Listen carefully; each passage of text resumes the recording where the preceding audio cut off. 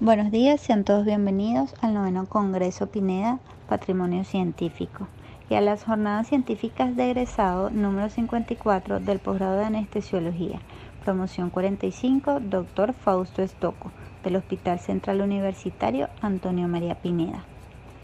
Es un honor para nosotros contar con la participación de cada uno de ustedes, esperando puedan sacarle el mayor provecho posible a las conferencias programadas durante el día de hoy.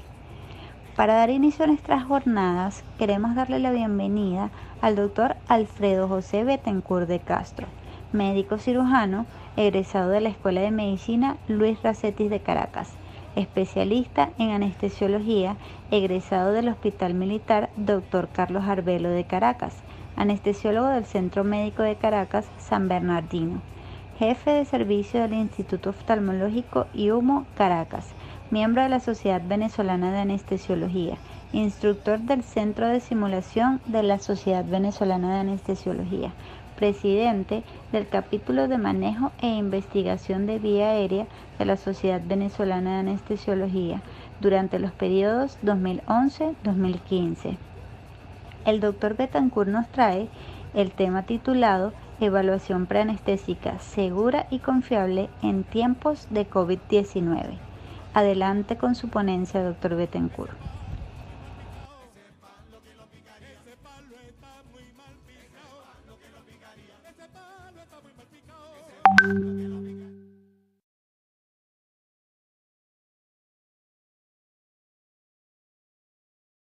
Vamos a hablar sobre preanestesia en tiempos de COVID-19. Para algunos puede sonar inclusive algo disonante hablar de evaluación preanestésica y COVID, sobre todo porque después que comenzó la pandemia y se suspendieron los casos de cirugía electiva, ya hasta, más bien se sentían hasta justificado el no hacerla para evitar la presencia de los pacientes a nivel de los hospitales. Sin embargo, la evidencia ya apunta hacia otros lados. El objetivo de la evaluación preanestésica, ¿cuál sería? Determinar primero cómo está el paciente y en segundo lugar, que descartemos la infección por COVID-19, ya que podemos tener un paciente que esté infectado y ser asintomático o esté en las fases iniciales de la enfermedad y nosotros no vamos a convertir como en un muro de contención. Es otro filtro más para evitar que estos pacientes lleguen a quirófano, porque nada peor que el paciente no hagamos la preanestesia tampoco, se le escape al comité COVID y lo pasemos a quirófano para hacerle el procedimiento. Y sabemos que estos pacientes, si sufren, si los exponemos a los traumas de estrés quirúrgico, manejo anestésico, pueden desencadenar una respuesta metabólica inflamatoria tan grande, tan excesiva, que puede terminar hasta en la muerte.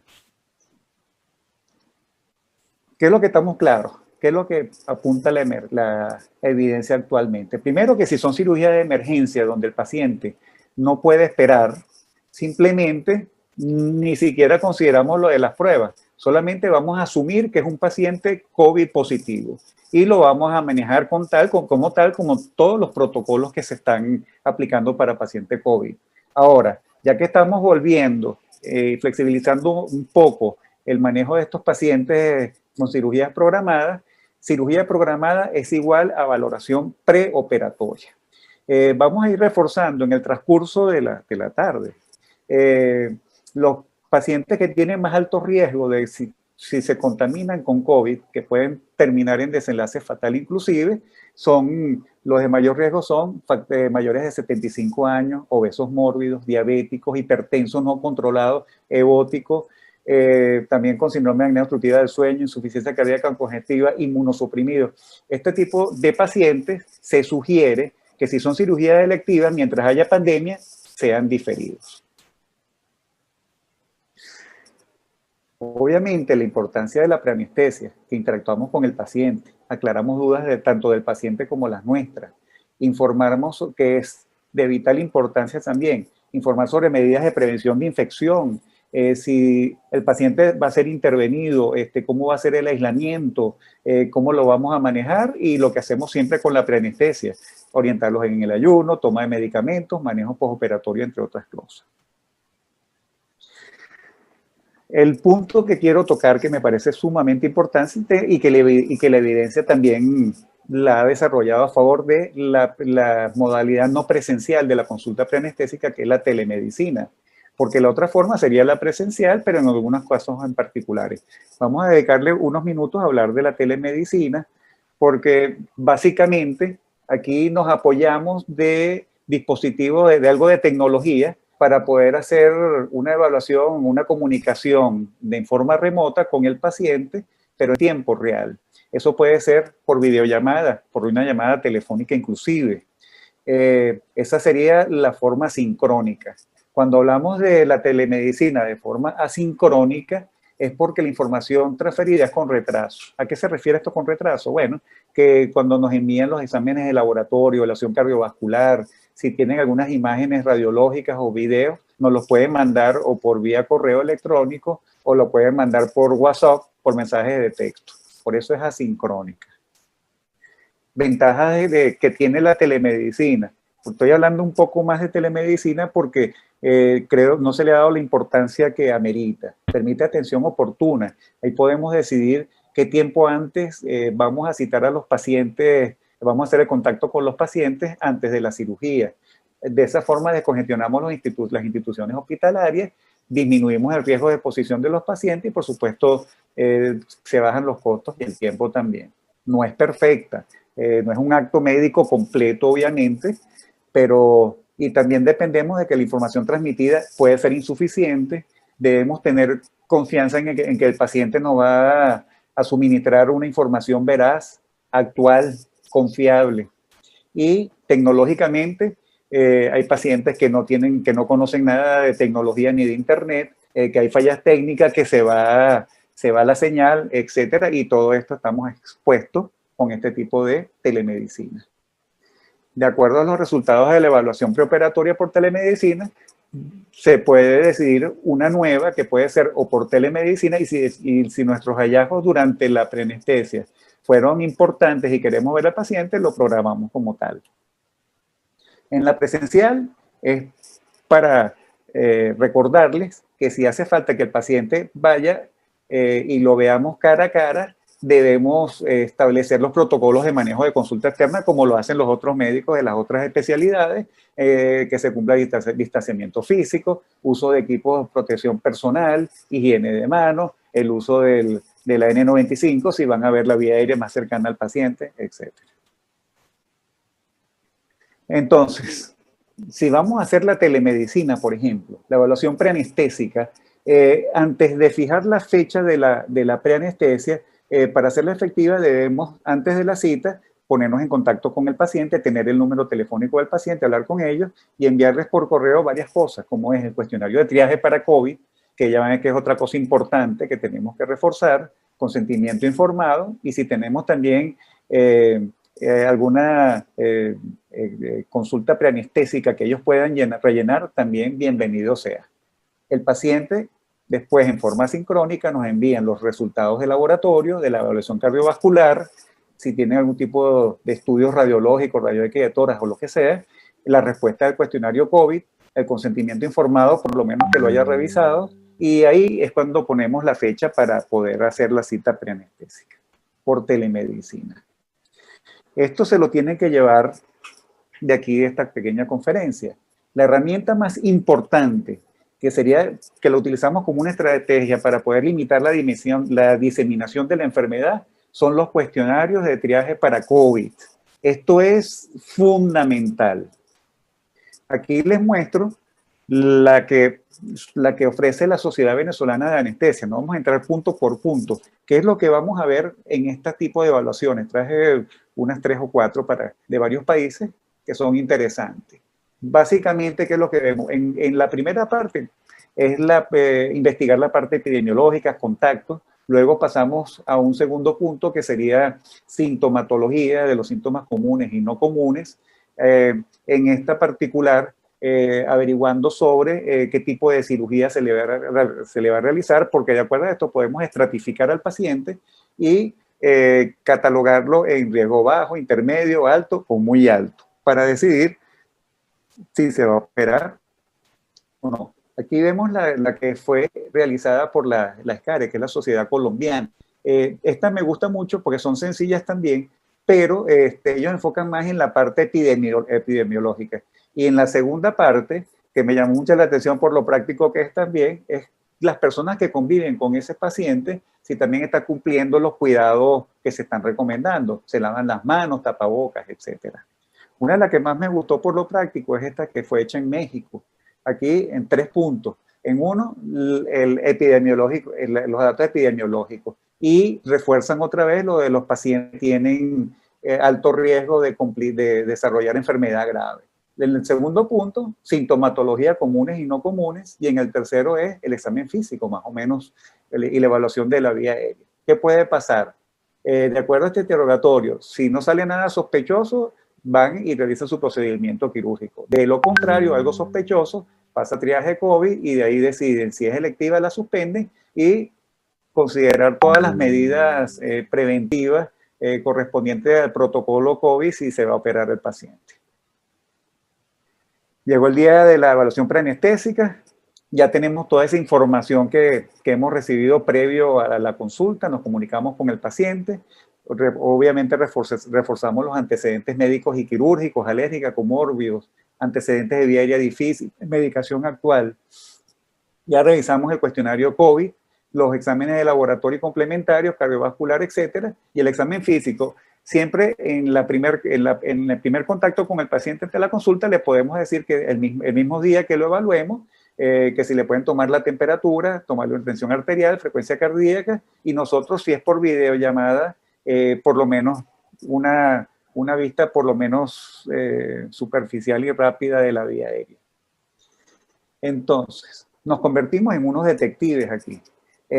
Porque obviamente toda esta batería de exámenes no se hacen completo, pero si tenemos la hematología completa en un paciente, y por lo menos en nuestro país no contamos con PCR para todos los pacientes que se van a intervenir, y cuando se le hace tardan como 15 días en entregar los resultados. Entonces, recibimos la hematología y vemos que tiene una linfopenia, leucopenia, leucocitosis o trombocitopenia, uno dice, wow, ya empiezan a prenderse las luces rojas. Vemos que además la albúmina, está bajó la albúmina y las pruebas hepáticas están elevadas. Bueno, hay que estar pendiente ahí porque tenemos que tener cuidado con este tipo de pacientes. Todos como anestesiólogos siempre nos preguntan qué es lo que debemos saber nosotros del diagnóstico de COVID-19. Entonces está la PCR, las pruebas de detección rápida. Lo quise explicar un poco porque a veces se hablan de pruebas de detección rápida y la gente no sabe si es de antígeno o de anticuerpos, y resulta que hay de los dos. Y por eso las vamos a diferenciar ahorita. Con la PCR, lo que detecta básicamente es el material genético del ARN por reacción de cadena de la polimerasa. La muestra se toma, como todos sabemos, por hisopo en la zona nasofaringea o por el esputo. ¿Qué es lo importante de estas pruebas? Sin hablar en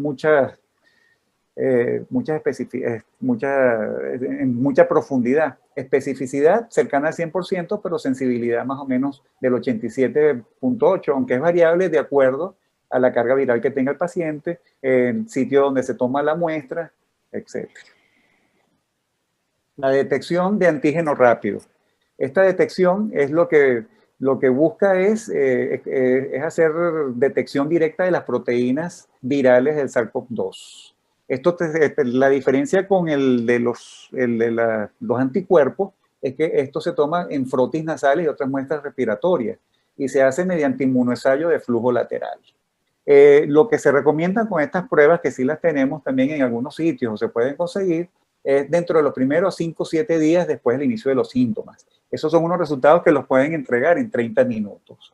Pero fíjense, especificidad 99.5%. Pero miren la sensibilidad, que es del 56.2%. Quiere decir que la sensibilidad que nos dice cuál es que es positivo, oye, es un valor bastante bajo. La detección de anticuerpos es para medir la presencia de inmunoglobulina M y la G frente al SARS-CoV-2. Aquí la muestra es con suero, plasma o sangre total. También es rápida, especificidad del 88.9%, sensibilidad del 18 al 96. Es sumamente variable de acuerdo al momento en que se toma la muestra, sabiendo que los anticuerpos aparecen están en mayor nivel después de la segunda, tercera semana, después de los síntomas. Este cuadro solamente es porque aclara muy bien en qué fase, si contáramos con la PCR y los anticuerpos, podemos saber más o menos en qué nivel de fase, si está en fase aguda, fase tardía, si ya pasó la infección, de acuerdo a los resultados, si son positivos o negativos. Me encanta mucho esta curva porque vemos aquí que desde que se contrae la infección, está una fase aguda que le incluyen hasta 2 semanas y posteriormente de las 2 semanas es la fase convaleciente. Entonces la PCR, que sería el azul, vemos que ya después de 2 semanas no tiene ni aparece en escena. Cuando vemos los antígenos, la detección rápida de antígenos, también es de muy corta duración, de 5 a 7 días se toma la muestra y cae muy rápidamente. Con las de anticuerpos empieza primero la IgM, que no dura tanto, y la IgG, que es la que se mantiene después en el tiempo. En síntesis con esto, PCR es el método de diagnóstico indicado para la detección de COVID-19. Ahí no hay tutía. Pruebas de detección rápida. La última recomendación de la OMS es no usarla salvo para investigación, porque ya hemos visto que todavía falta mucho que desarrollar en ellas porque la sensibilidad y especificidad son muy variables. Con respecto a los estudios radiográficos, lo quise parar aquí porque por lo menos en el centro de trabajo, una de las formas que están haciendo para el triaje COVID es a través de las tomografías de tórax.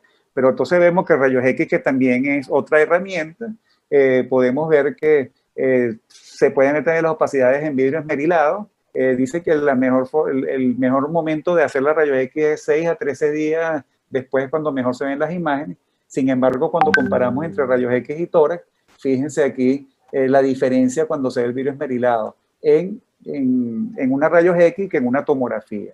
Lo importante es que generalmente son multilobulares, son bilaterales y más que todo a nivel periférico es cuando empiezan. El mismo paciente pasan los días y va evolucionando hasta que se forman inclusive imágenes de consolidación en muy corto tiempo. Con la tomografía son varios pacientes, pero más o menos aplicamos lo mismo de que a nivel periférico vemos, por ejemplo, cómo hay imágenes de condensación de piedra también aquí, de imágenes de condensación también por el mismo COVID. Ahí, como es lo que estamos usando a nivel privado, decidí buscar a Cochrane y nos dice lo siguiente. Ellos agarraron 84 estudios de rayos X y TAC de tórax. Allá agarraron 6.300, incluyeron 6.331 participantes que eran casos confirmados de COVID y 1.948 casos sospechosos. Entonces, qué sorpresa para mí cuando veo la tomografía de tórax y veo que la sensibilidad es el 93.1% de la tomografía de tórax en casos confirmados. En la sensibilidad en los sospechosos baja un poco, 86%, pero este dato me pareció brutal. 18.1% de especificidad. Quiere decir que de cada 100, solo nos dice que 18 son negativos, pero en los otros 82 se pueden imaginar. Pueden salir como falsos positivos. Y en los rayos X de tórax, 82.1% de sensibilidad. Depende de los recursos, algo es algo. Al final de toda esta información, ¿qué salimos de aquí? Que tenemos pacientes confirmados, sospechosos y no sospechosos. ¿Qué hacemos con estos datos? Entonces aquí más que todo nos apoyamos en los algoritmos traje por encima 3 algoritmos. Este es el que recomiendan los españoles, que son muy prácticos. Ellos hacen la consulta preanestésica para la cirugía programada. Ellos lo ponen para 14 días, la primera consulta, porque ellos consideran que ese es el tiempo de incubación de la enfermedad y la fijan ahí hacen su triaje de COVID. Si no sale nada sospechoso, simplemente lo vuelven a citar para 72 horas antes de la cirugía. En este momento ya se les hizo la recomendación del aislamiento. Si tienen la capacidad de hacer un PCR, se la hacen antes de las 72 horas y operan al paciente. Si hay algo sospechoso, por supuesto, se aplaza la cirugía y pasa para protocolo COVID. Esta es con los chilenos. Ellos en vez de 15 días hacen la cita en 7 días. Haciendo lo mismo de las recomendaciones, comunicación telefónica, aislamiento social preventivo. Si tienen el PCR se lo hacen, pero si no lo tienen no importa, porque hacen una cita muy cercana al día de la cirugía, entregan el consentimiento informado, y si no hay problema y no hay nada novedoso, no hay ningún cambio con la primera evaluación, simplemente el paciente se opera y ellos hacen un seguimiento 7 días después también para ver cómo sigue el paciente, si hubo alguna novedad. Y este último, básicamente, es para... hay que establecer la realidad de cada hospital. Si el hospital tiene capacidad para atender pacientes COVID, pacientes no COVID, si la tiene, entonces para cirugía electiva, pueden realizarse cirugía electiva cubriendo los pacientes COVID también. Si pueden hacerlo, entonces se pone más seria la cosa. Vamos a hacer el triaje de COVID, después si lo van a hacer ambulatorio o requiere hospitalización, y si requiere hospitalización, que sean cortas, que no requieran transfusiones, terapia, diálisis ni nada de eso, porque de ser así y ser electiva, se difiere. Si no, se opera. Para concluir, la cirugía programada es igual a valoración preoperatoria. No se debe programar cirugías en pandemia si no se hace la evaluación preoperatoria. Si sale el paciente, le hace la PCR, se la pueden hacer y sale positivo, se debe repetir a los 14, de 10 a 14 días, y hasta que se haga negativo para poder decidir de la cirugía. Y con las cirugías electivas que no son COVID, individualizar por lo del tiempo de esas patologías que son sensibles al tiempo. Por ejemplo, un paciente que tenga cálculos en las vías urinarias y no es una urgencia, pero puede terminar en hidronefrosis. Esas son las consideraciones que se hacen para determinar si se opera o no en forma programada. A nivel institucional, fijarse metas cuando se vayan a retomar otra vez las electivas, con respecto a las cirugías previas de antes, 25, 50, 75%, comenzar con las ambulatorias primeras, luego hospitalizaciones cortas y así sucesivamente, siempre y cuando se cuente con camas en UCI, hospitalización, equipos de protección suficientes, personal suficiente, tanto para los COVID como para los no COVID. Muchísimas gracias.